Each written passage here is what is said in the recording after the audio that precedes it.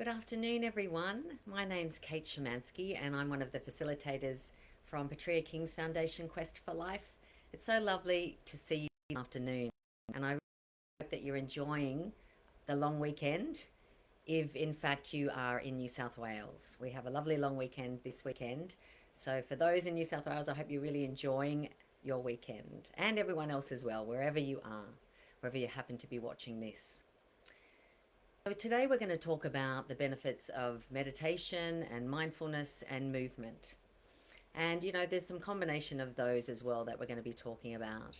But before I dive into anything further, I just wanted to touch on something, and that is just the philosophy that we have at Quest for Life. So we run residential programs for people who are dealing with massive challenge in their lives, and we provide some ideas, some tools and strategies, all evidence based, that might help us, anyone, to navigate those challenges a little bit more skillfully and with a little bit more ease and peace. So that's obviously what we do at Quest for Life on our residential programs.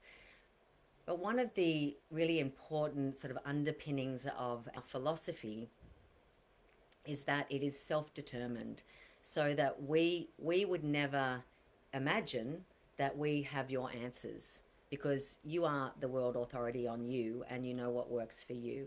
So that's a really important part of our philosophy, is that we we put some ideas on the table, and you get to discern and decide if it resonates for you. You might decide to pick it up and try it, but it's certainly not us telling you what we think you should do.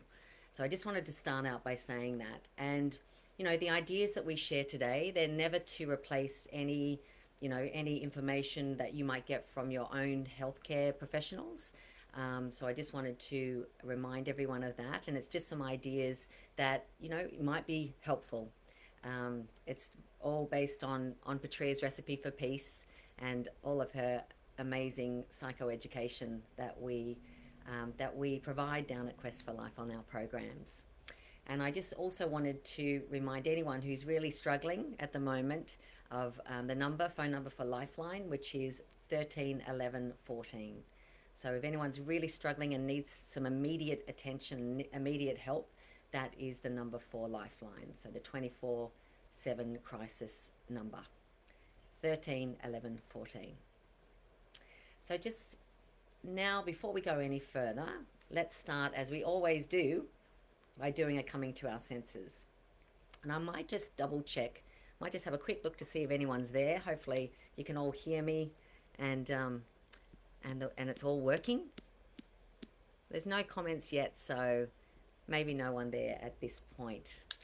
So let's start by doing nothing. It's a really good way to start. So getting comfortable in our chairs, or wherever you are. You might be lying down, wherever you find yourself, just getting comfortable. And you can keep your eyes open, or you can close your eyes, whatever you're most comfortable to do. I always like to close my eyes because I feel like there's less stimulus and it's easier to sort of drop into the body. And the reason we do this beautiful coming to our senses practice is because, I don't know about you, but often our minds can be a little bit of a dog's breakfast.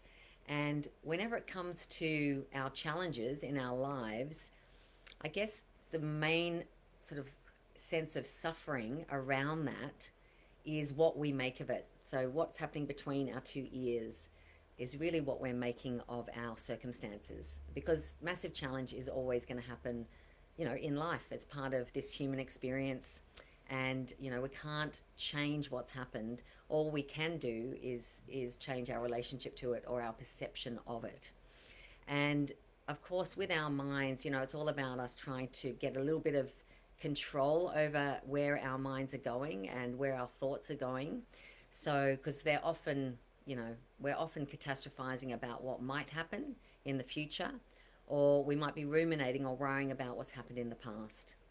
And it's quite rare for us to be right here, right now. But our body is always here in the present moment. So it's just one of those fantastic tools that we can use at any point in time during the day with whatever we're doing, bringing our attention to our bodies. And by definition, we'll be bringing ourselves into the present moment.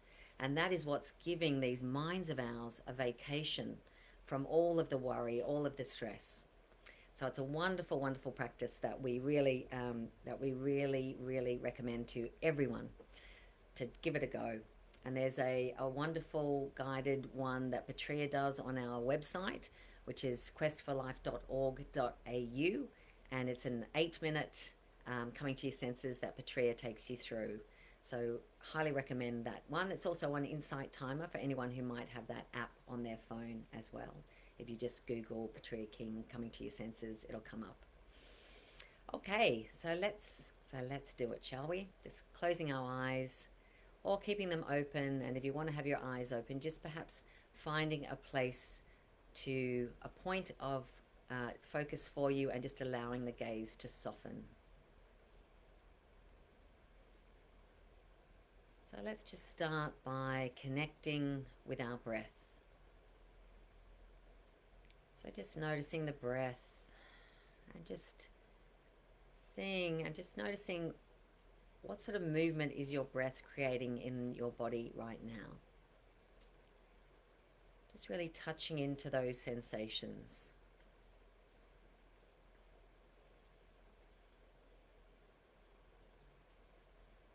And just feeling your breath, just dropping into the rhythm of your breath.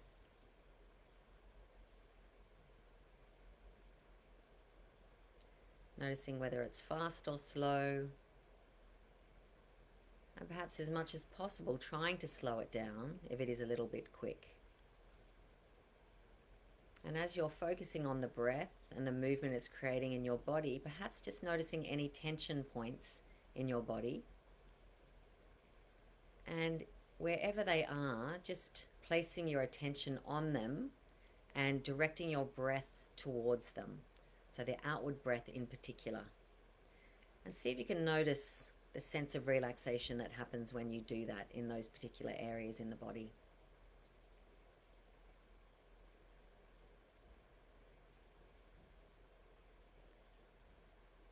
Noticing the sensation of your clothing moving across your skin as you breathe.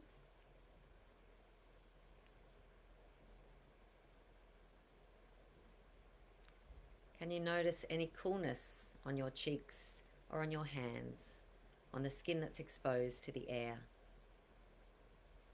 Or is there any play of air on the exposed skin that you can feel? And perhaps noticing the difference between the skin that's exposed to the air and the skin that's covered with clothing. Can you feel the warmth that your clothing is creating on your skin?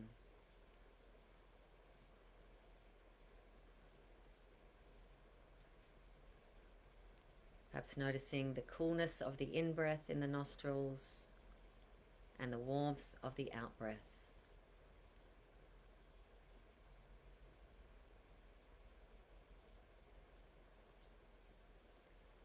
Taking your attention and awareness now to what you can see, whether that's behind closed eyes or what falls within your gaze if your eyes are open. When our eyes are closed, there's always something that we can see there. It might be some patterns, some light and shade. Just noticing what's there. You might even have a sense of color. And if your eyes are open, just noticing what falls within your gaze without being drawn into any storyline around it. Just noticing what's there.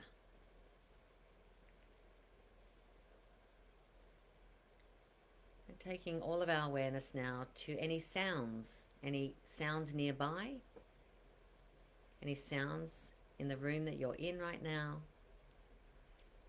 Perhaps going inward to notice any sounds your own body might be making right now.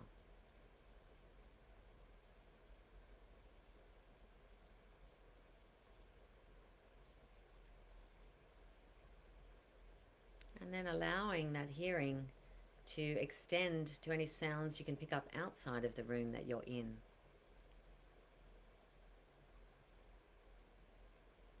Imagining your ears are like little microphones, just picking up all the sounds, gathering them all.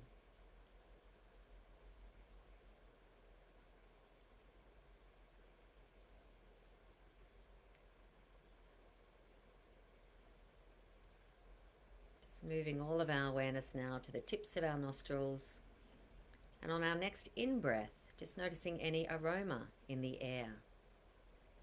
And noticing how our nostrils extract the aroma in order for us to recognize it.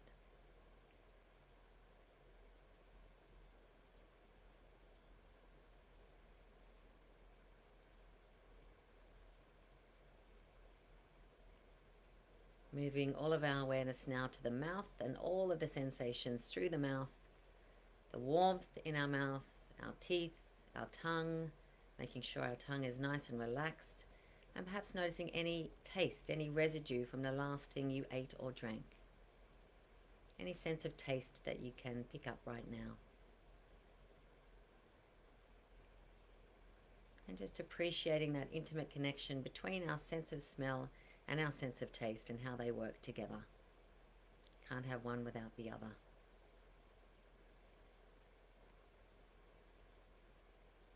And just landing back now with our breath, our constant companion, the trusty breath that's working for us 24/7, but most times outside of our awareness. Perhaps taking in one last deep breath in through our nostrils and just slowly exhaling through the mouth. Just noticing that lovely sense of relaxation that flows through the body when we do that. And when you're ready now, just opening your eyes, coming back. I hope that that is a practice that feels good for you. Whenever you do any of those sorts of practices, I really encourage you to take the time to notice how you feel beforehand and then how do you feel afterwards. And most times, for many people, and not everyone, because it can be a challenging thing as well, we recognize that. But for many people doing that practice, when they finish, they feel a sense of just a little bit more relaxed, a little bit more focused. And for those that struggle with that, that's okay.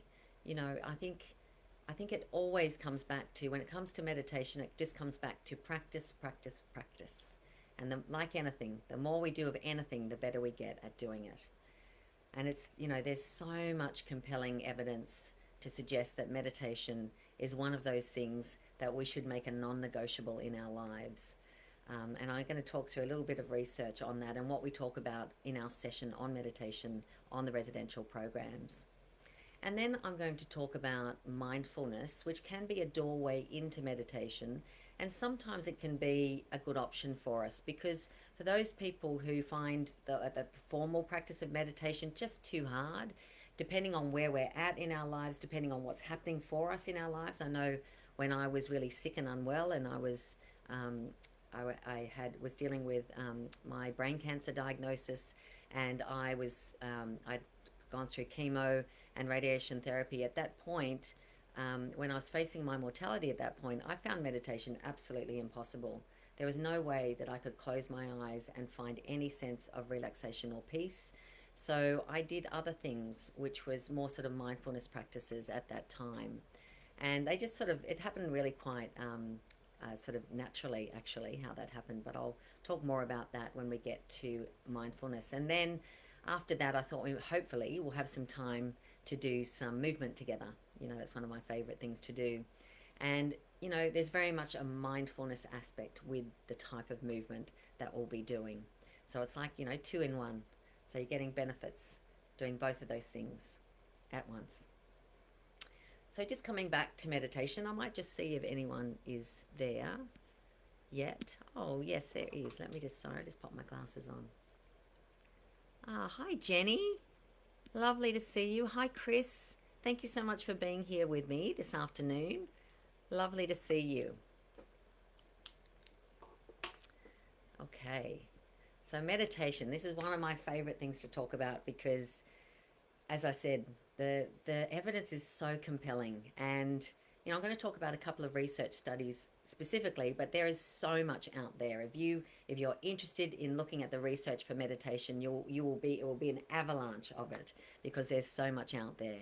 And I mean, isn't it wonderful to live in this, in this day and age that we have access to so much information and so much, research that really provide, really gives it motivates us to do these things that we know are really good for us. So that's how I look at it. I know that research can be a little bit like it can sort of get in your head a little bit and feel like a bit of a chore to look up those things, but I sort of like it. I like to know that there's some science behind this stuff. I mean, I'm a very spiritual person as well. Don't get me wrong, but I do love that that sort of rigor of science behind these things as well.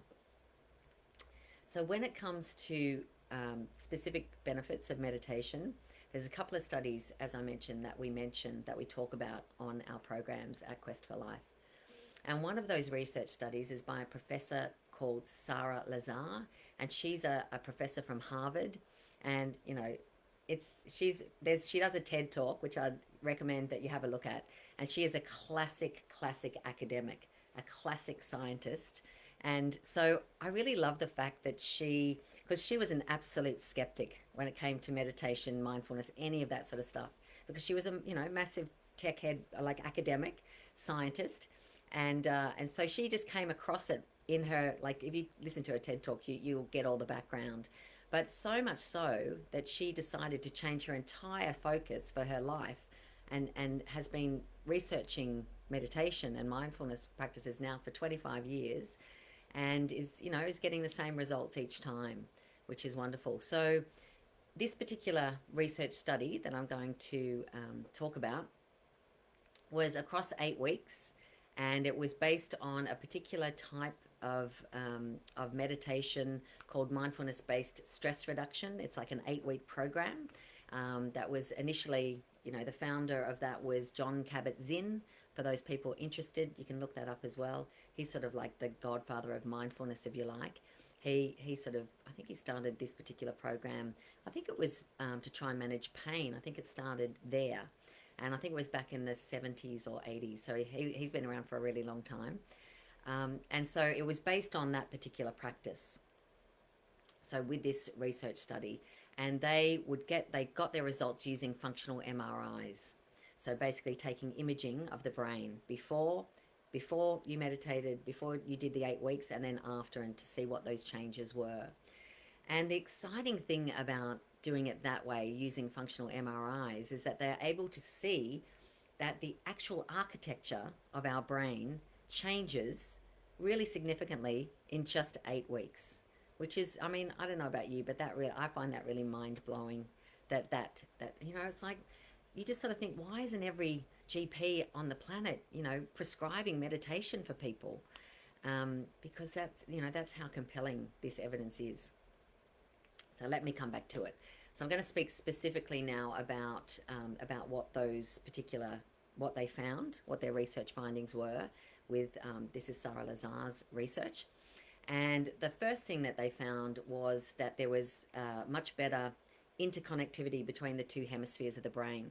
So it just means that your brain's just functioning a lot better as a result of meditating. The second thing that they found was, I've just got my little notes here, was that a part of the brain that's really implicated with our ability to be empathetic and to really, sort of connect emotionally with people, the insula, that area sort of grew in size and activity. There was more activity going on in that particular part of the brain. The amygdalae, there's two amygdalae, and they actually shrunk in size. And the amygdala is that part of the brain, which is our smoke alarm system in the brain.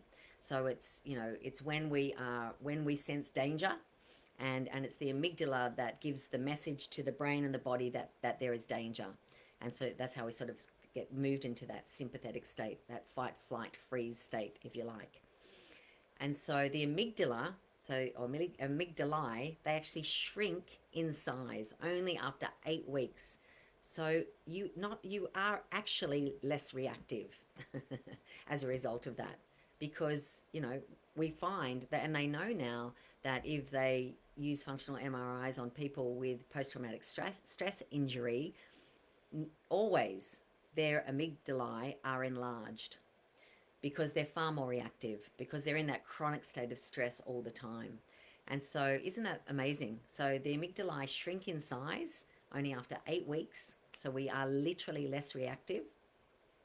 And the last part of her particular research, I mean, there's plenty more findings than this, but the part of the brain, the hippocampus, that is, it's implicated with memory, but also it's where neurogenesis happens. So it's where we generate new neurons, new brain cells every single day. So that part of the brain, the hippocampus, that actually increases in activity when we meditate only after 8 weeks. So it's pretty amazing. And I'm going to talk about a second research study, if that isn't compelling enough. And it's by Barbara Fredrickson. She's another researcher, and she uses this particular research study. She used a type of meditation called loving kindness meditation. You can look that up. It's a beautiful meditation, a guided meditation called loving kindness, and she uses blood tests to actually get these results. Again, it was an 8-week study, and I think with both of them, I think it was meditating for 20 minutes a day, so just 20 minutes a day. And that's not even taking into consideration that some people, across that time probably would have missed a day or two, or maybe did it for less time than that. So, it really is quite amazing, these results. And so these results are, again, as I mentioned, it's through blood tests. And she found that only after 8 weeks that our C-reactive proteins decreased, and that is an inflammation marker in the body. And it's a really good idea to actually, next time you get a blood test, to ask for your CRP, C-reactive protein levels, because if those are high, it's a really good indication that there's obviously inflammation processes happening in the body, and they are always related to disease processes. So it's really good to get on top of it. So next time you get a blood test, I'd highly recommend that you ask to get the CRP level, and then and know that if you did this practice, if you meditated for 8 weeks, that you were actually able to lower those C-reactive protein levels in your body.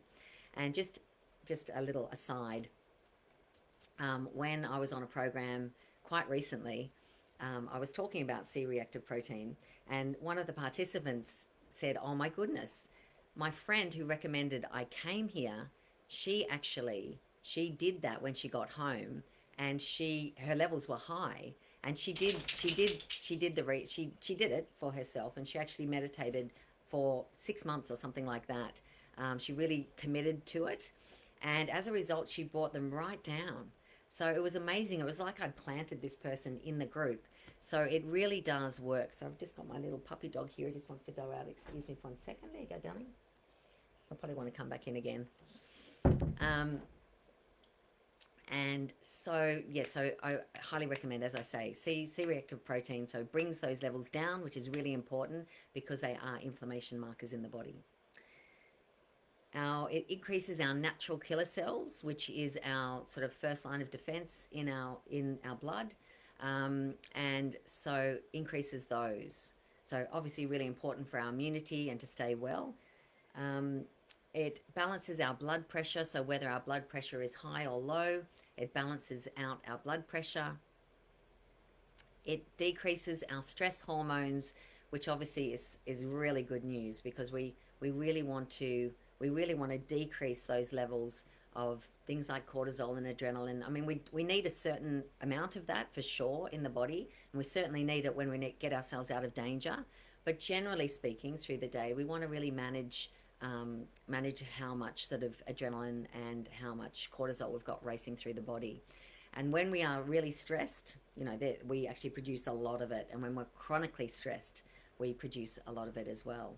And we know that, when it comes to epigenetics and our understanding of creating a really an environment, an internal environment that is really conducive. Here's my dog again. Really conducive. Come on. Really conducive to healing and optimizing our health. It's really important that we are, understanding that we have a lot of agency over our interstitial C, which is what all of our cells are all floating in. And so we want to make sure that we are, as much as possible, we are creating a really healthy environment, because it's all those receptor sites on each individual cell that is going to give that cell the message to either to the gene to either modify or suppress or express. So, we may well have a genetic predisposition for any sort of disease process. And look, there are some that, that will definitely quite a lot of control over, epigenetically speaking. So we have influence over, this interstitial sea of ours, and what all of our cells are floating in, if you like. And, that's through, our sleep, it's through what we put onto our skin, our nutrition, what we eat and drink, obviously. And so just being really mindful of all of those things to ensure that we are, that we're creating that really, really healthy internal environment. So we want it, and this is one of the best things we can do to do that is meditation, because we are decreasing the stress chemistry in our body every time we meditate. The telomerase is increased in our body, and that's an enzyme that basically coats the end of our chromosomes, and when they replicate, they get shorter and shorter. So this telomerase, it literally coats the ends of the telomeres, which at the ends of the chromosomes, and that actually is implicated with longevity. So we actually live longer when we meditate. That's pretty good. Don't you love that one? It improves our sleep, which is wonderful. And sleep is the most important pillar of health, because without good sleep, all the other pillars of health, we don't exercise, we won't want to eat well, and chances are we won't be doing a lot of relaxation either.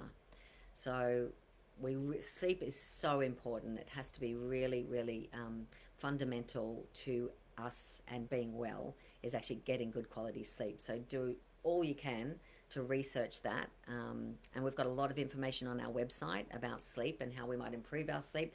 And we also have an online program dedicated to that as well, so you can check that out on our website too, is about how we can improve our sleep. So important. So meditation helps that as well. Definitely helps improve our sleep, and it improves our resilience, so our capacity to deal with challenge in life. So it's good stuff, isn't it? Like, how great's that? And whenever we talk about meditation down at Quest on these programs, I'm always, whatever you can do, start with a few minutes a day. Everyone's got a few minutes a day, even 5 minutes, or not even 5 minutes. Start with 2 minutes, and it's just start small. Don't set yourself up to fail. Start small, and it's much better to do, say, 5 minutes a day rather than half an hour or 1 hour on one day of the week. So do small and regularly to start with, and see if you can sort of build yourself up. And you'll find that, once you sit down to do it for a couple of minutes, you'll find you want to actually do it for a little bit longer, because, how nice is it? I don't know about you, but like, life can be pretty crazy, and there's a lot going on a lot of the time. So it's a real joy or relief when we can actually stop and be still, shut down, close our eyes, get a little bit of sense of control over these minds of ours.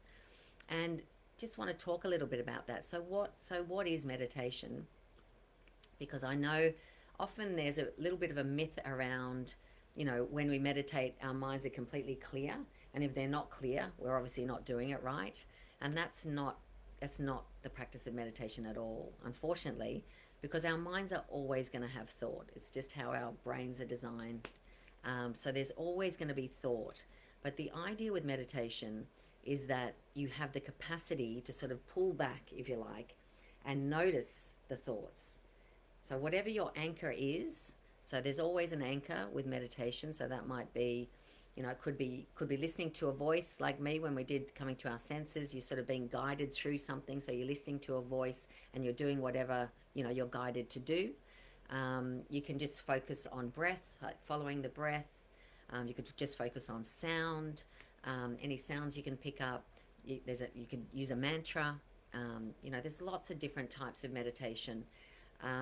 And so, it's about finding one that works for you, but it is about understanding that it's not about, you're not going to have this clear mind. It's about the ability to pull back and notice each time our mind goes elsewhere and then come back to whatever the anchor is. So that is the practice. And look, you might sit down for 5 minutes and do it 100 times. And it might feel frustrating, but it's just what you need to do. And just like anything, the more you do it, the better you get at doing it. So you'll find that you can drop into that sort of quieter place far more easily if you practice a lot. And I know that there's some really easy thoughts that we can obviously let go quite easily, but I also know that we all have a lot of really big stuff happening in our lives. And when we have those thoughts, there's always a lot of them, and they're all connected. So we can get as good at letting go of those really big thoughts as we do with the easy thoughts as well. The more practice we do with meditation, you just get better at it. The more you do, like anything. Makes sense. So I'm just looking at my time, just seeing how we're going. So I might just move on to now just a few ideas around mindfulness, and that idea that, for some people, meditation's just not your thing. And you've tried it and it's just like, you know what, it doesn't work for me. I'm too, I can't sit still. It feels too hard for me. So, there's plenty of moving meditations, actually. You could do a walking meditation, any sort of mindfulness practices, anything that you do during the day, bringing your attention to what you're doing. By definition, you're bringing yourself into that present moment. So mindfulness, the definition of mindfulness is paying attention on purpose in the present moment without judgment. So that's John Kabat-Zinn's definition of mindfulness, and he really is like the godfather of mindfulness. And so it's just paying attention. And just to digress for one moment, there's a book which always makes me laugh because sometimes I can't remember the name of it, and it's called Remember is the name of the book. And I can't remember the author. Hang on, it's in my book. Lisa Genova. Sorry, it's in those books behind me. It's called Remember, and it's such an obvious thing, but it really stuck with me when I read the book. This one thing just really stuck with me, and it just makes so much sense. But when it comes to memory, if we want to lay down a memory, we have to actually be present to what's actually happening. So the only way that we actually remember something is if we were actually present in that time, in that moment. And that's how memory works. Otherwise, if we're just on, our default mode network, which we're often in a lot of the time when we're not present, when we're in that automatic pilot, we can't actually lay down any memory when we're in that mode. And we're in it a lot of the time, because we're just doing it. We're just doing life. And we're sort of missing a lot when we do that.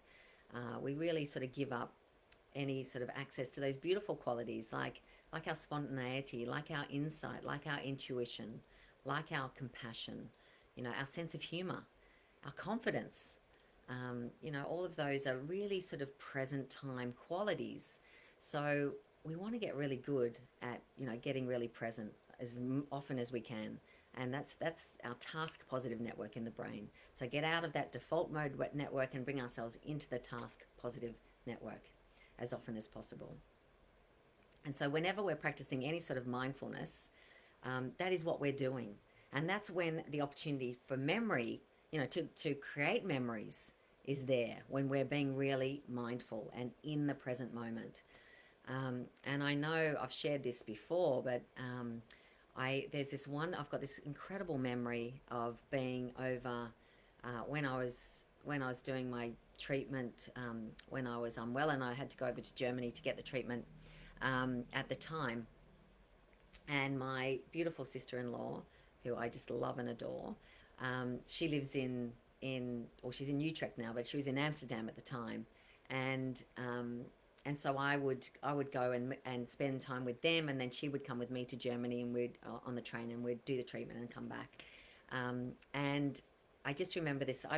For anyone who's been, over there. Everyone, there's just cyclists everywhere. Everyone cycles everywhere over there. So you got to be really careful not to get run over by cyclists, more so than anything else when you're over there. I had a few close calls because you're looking the wrong way, of course, each time. And so we went cycling together, and she took me to the Amsterdam Bos, which is the Amsterdam Forest, which is about 15 minutes outside of sort of the main part of the city of Amsterdam. And it was so exquisite. I can't, we were riding through. It was sort of like it was really different to the Australian sort of bush here. So different, and there was a canopy, but it was really light canopy, so there was like dappled sunlight coming through, and it was really sort of clear ground, which is really unusual, really different from home from here.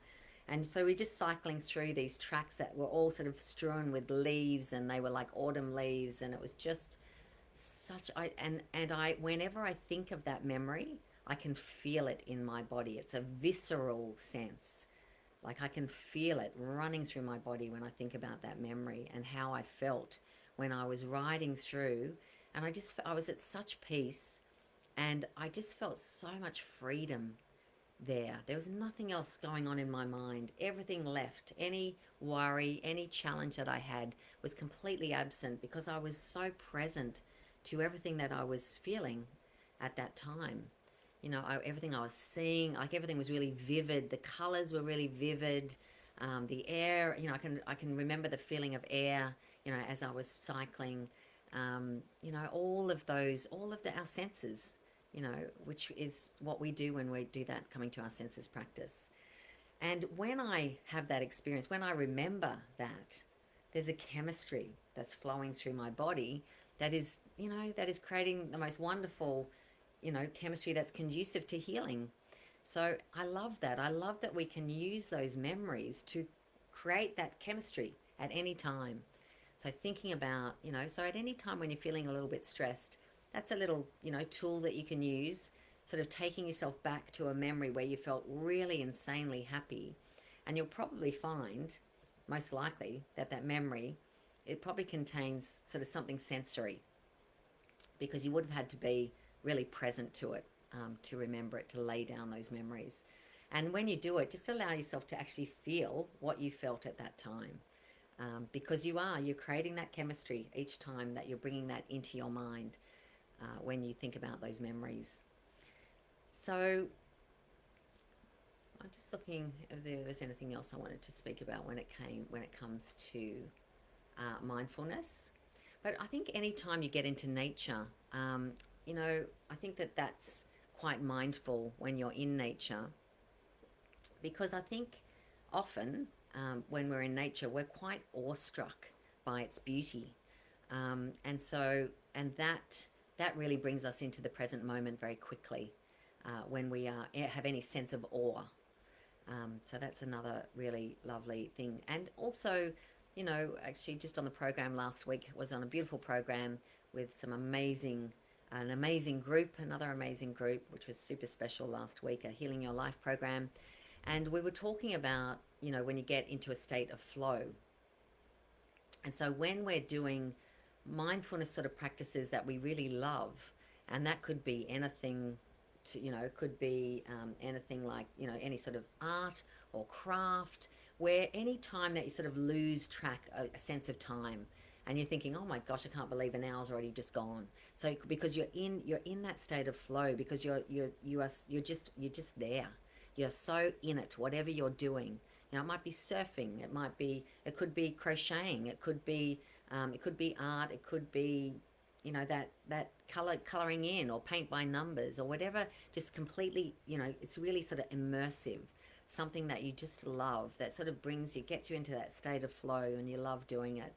That's another, I'd highly recommend doing any of those things that make you feel that way, because again, we're just giving these minds a great, a little vacation from all that ruminating and worrying that we do a lot of the time. So I'd really highly recommend that as well. Think about. And we might just do a little bit of movement. But before that, I thought I might just touch on a couple of other things that I think, I just, when it comes to these benefits, the things that really benefit us in terms of staying really well and optimizing our health, as well as, meditation and mindfulness. And these are sort of quite mindful, really, to be doing these things, is to make sure that we're having really positive social interactions.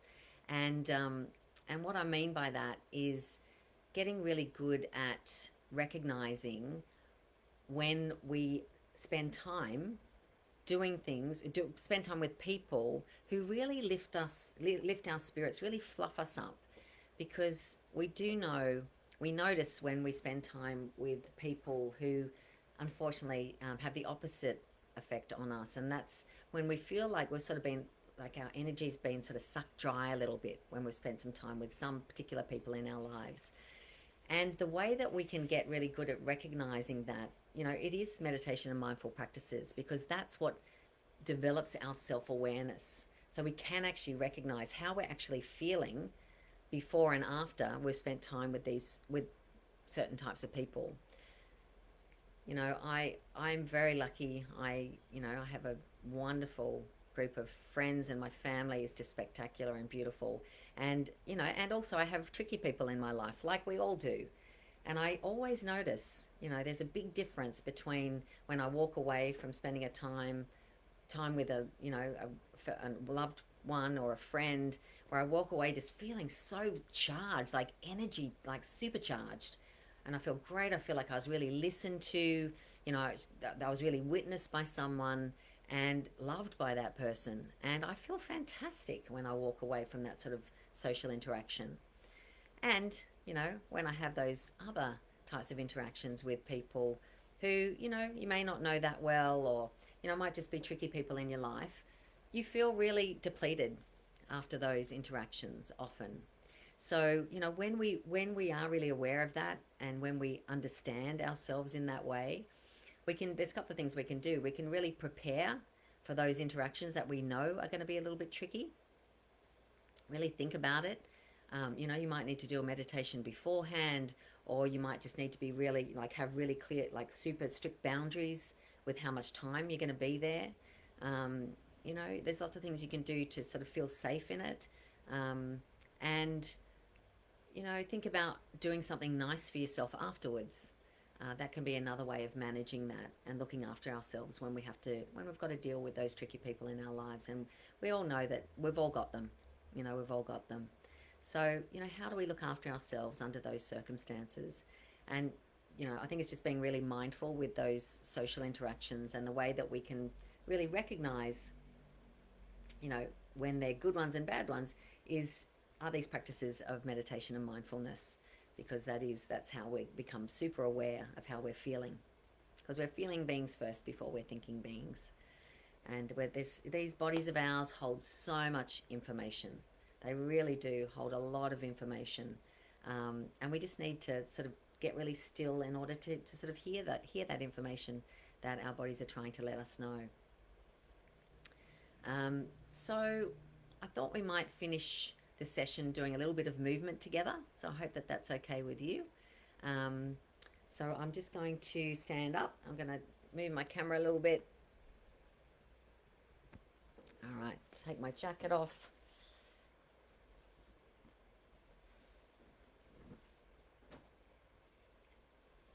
So hopefully you can see me okay. There. So we're going to do a little bit of movement together now, and I'm going to start with what we like to do when we first wake up, and it's something that we do when we're at Quest, when we're doing our stretches. We like to bounce on our heels and shake. This is a great thing to do when you first get up out of bed, just bouncing and shaking. And as you do this, just really dropping into your body and noticing where you're holding tension. So see if you can do that right now. And whatever tension you're holding, it might be through the shoulders, see if you can use this bouncing and shaking to release that tension right now. So just move your body in any way where you can feel a little bit of tension. I'm just going to move my hips a little bit. I can feel a little bit of tension through the hips. Shaking my arms, I'm shaking my shoulders, just because I'm always tense in my shoulders. So just starting with that. So in the mornings, one of the best things you can do, because, you know, our lymphatic system, which is, you know, part of our waste disposal system in the body, the lymph, in order for the lymph to move through the body, it relies on our movement because it doesn't have its own circulatory system. So it's really essential that we're moving every single day. And so if you just did this every morning, bounced and shake like this, it's a great way to start the day. So just doing, you know, a few minutes of that. If you did nothing else, that would be a really, really good thing to do. But we'd like you to do a little bit more as well. So we also do love to do our tapping. So I could highly recommend this when you wake up in the morning. So just tapping, you know, with your fingertips on top of your head. You close your eyes. It should feel really pleasant on top of your head, above your ears, back of the head, and then coming up and over onto our forehead. Just tapping lightly, coming down through the jaw. And in the morning, you might like to give your jaw a little bit of a massage, because often we don't even realize that we're clenching our jaw when we're sleeping.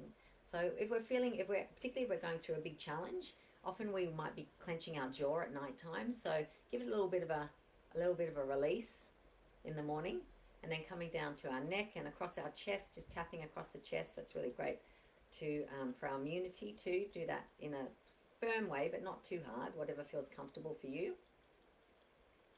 And then we're going to come over onto one side, and you can either have an open palm or a closed fist on our shoulder, or you can even like give it a bit of a massage. That's what I like to do. I give my shoulder a little bit of a massage, and then I lift up this arm, and I'm going to tap down the thumb side of the arm, and then up the pinky side and down my side. So along the thumb side, tapping, up the pinky side, down my side. So maybe 3 times, thumb side, pinky side, down the side, and then dropping that and coming to the other arm. So starting with the shoulder. So either open palm, closed fist, or give it a bit of a massage. And then lifting this arm, tapping thumb side, up the pinky side, down the side. Thumb side, pinky side, down the side. And last one, down the side. And then we're going to just come to our tummies here. Oh, sorry, something just fell off my bed. We're going to come down the left side. So we're going to follow that digestive tract coming down the left side along the bottom. So we can either tap or rub firmly, and then up the right side. So we're following the digestive tract. So you're going in a clockwise direction. So down the left side, across the bottom, and up the right side. It's probably going to look opposite to you on the screen. And as you're doing this, I'd invite you to close your eyes and just notice the sensation of that. How does that feel on your body? It should actually feel really quite pleasant if you're rubbing, or even if you're just tapping lightly. And as you're doing it, I'd really like you just to drop any judgment around your body. And that's what we tend to do whenever we have any contact with our body at all. Often we go straight to those bits that we don't like and the bits that don't work. And, we sort of forget to bring a sense of appreciation and gratitude for these bodies of ours. They do such a great job. They're pretty amazing. Our space suits for this human experience is what Petrea calls them. We've got to look after these bodies of ours, and I think it really helps for us to bring a little bit of appreciation to our bodies, because whatever we think, the body and mind is connected, and so there's, again, a chemistry connected to our thoughts. So just a little bit of compassion, a bit of appreciation, a bit of self-love as we do this, and just dropping that. And now just going back to a closed fist and moving through our hips, and then around to the buttocks, giving that a really nice firm pummel, waking the body up. And then we're going to go down. You won't be able to see me, but just we're going to take our legs wide, or if you've got blood pressure problems, we can do this. You do this sitting down, and then you're actually going to, if you're standing up, you're going to take your legs wide, and you're going to hit the outside of the leg, go down outside of the leg, top of the feet, and then up the inside of the leg. So nice and firmly. So we're just following all the energy pathways through the body.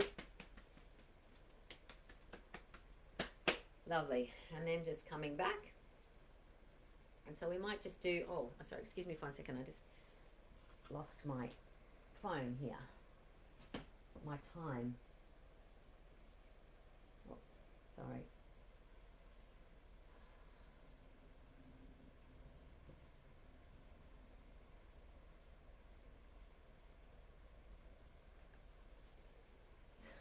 So sorry about that.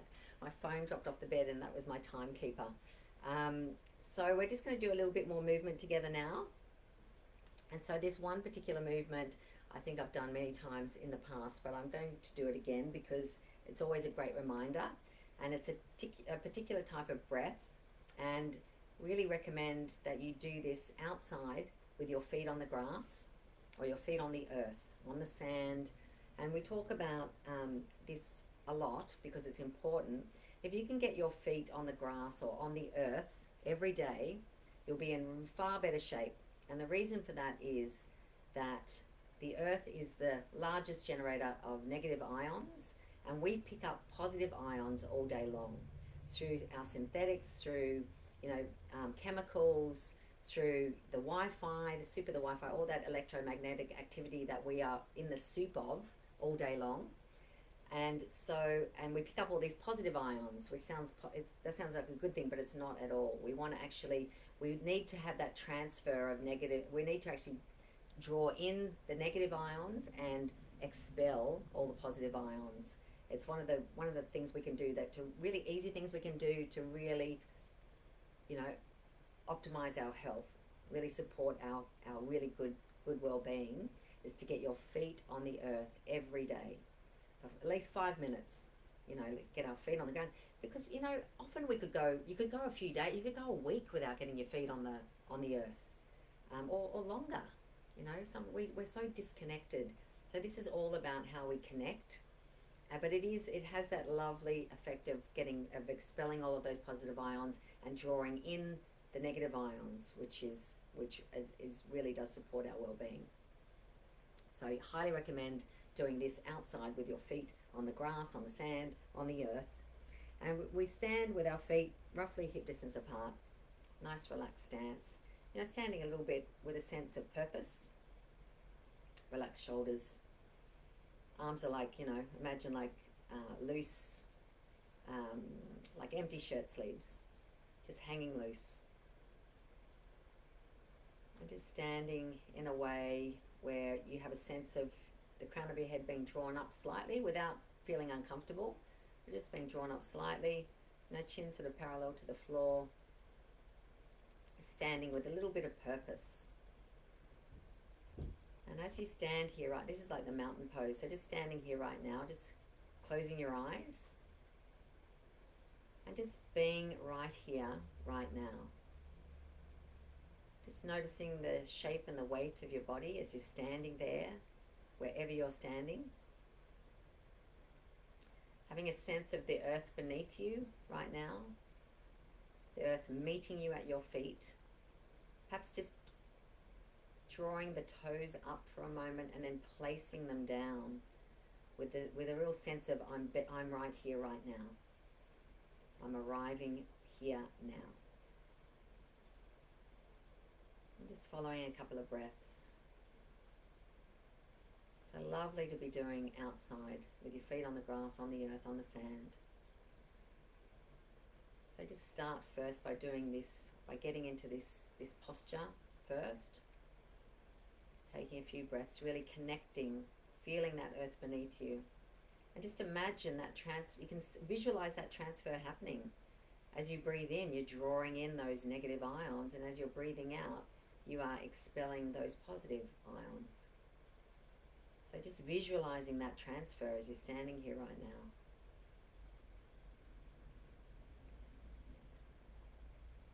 And then when you're ready, just opening your eyes again. And we're just going to interlace our fingers really lightly.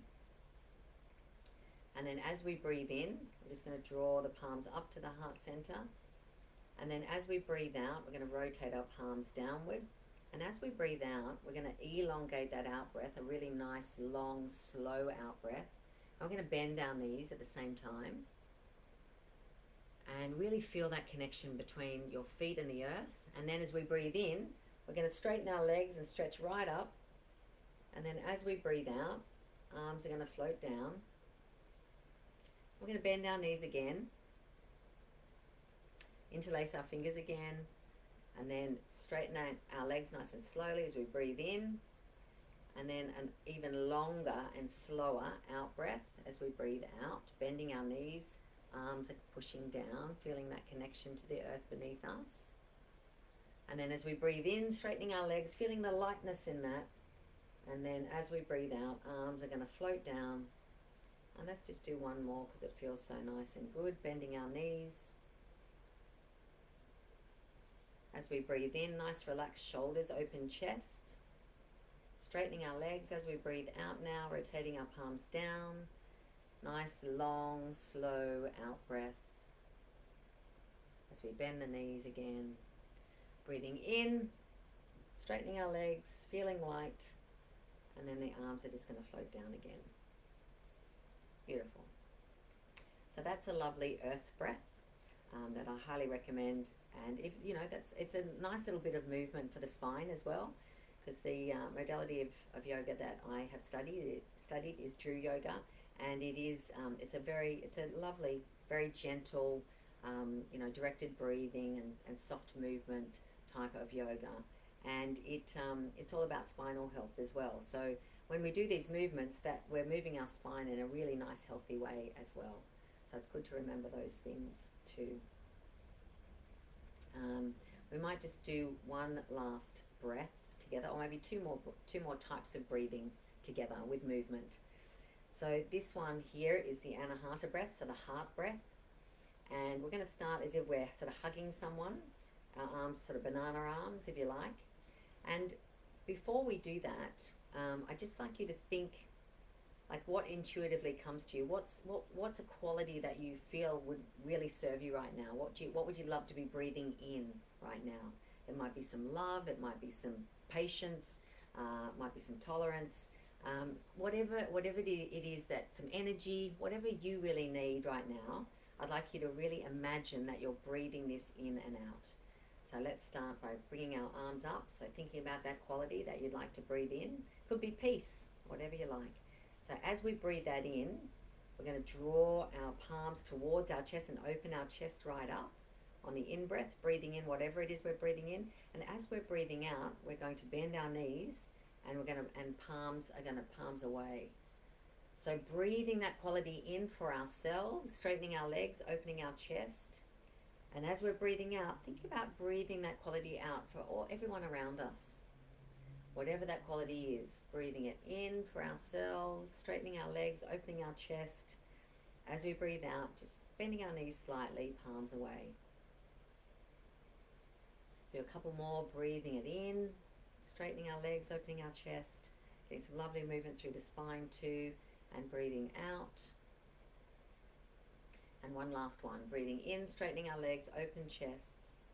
And as we breathe out, bending our knees and palms away. Beautiful, just bring our arms down. And we'll just do one more breath in this last minute. It's called the heaven and earth breath, which is lovely. You feel a connection with the sky above and the earth below. It's going to start with our palms a few inches apart. I'm going to bend our knees to start with and take a breath in. And now as we breathe out, one palm's going to go up and one palm is going to go down. And then as we breathe in again, we're going to bend our knees, palms going to come past each other and the other way. So one palm up, one palm down. So breathing in and breathing out, just getting a lovely stretch. And breathing in and breathing out. And again, a lovely thing to do with your feet on the earth. It's a really nice breath to feel really connected. And out. And one last one as we breathe in and out. Beautiful. Alrighty, I think that takes us up to time. Thank you so much for joining me today. I really enjoyed this, and I really hope that there was something helpful and useful for everyone. And I'm just going to see if there's any more messages here. Oh, hi Sharon, how are you? Great to see you guys, and just wishing all of you, everyone who's watching, so much love and joy. And I hope that you have a wonderful rest of your weekend. And thank you so much for joining me. And I really look forward to next time we get to see each other again. Take care in the meantime. Bye bye.